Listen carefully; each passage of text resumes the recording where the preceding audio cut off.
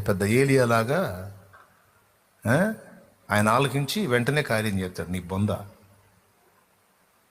నువ్వు నీ ప్రార్థన, నువ్వు నీ నీతి ఎన్ని చేసావు నువ్వు?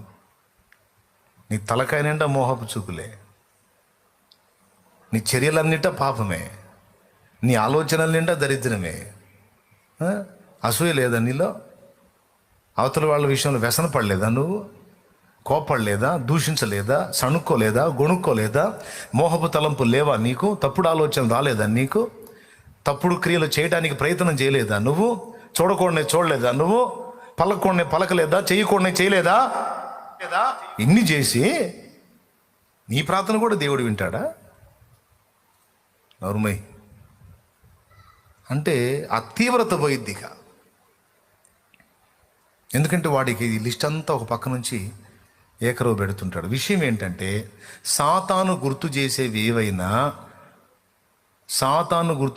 ఏవైనా దేవుని లిస్టులో ఉంటాయని అనుకోవటం మన భ్రమ.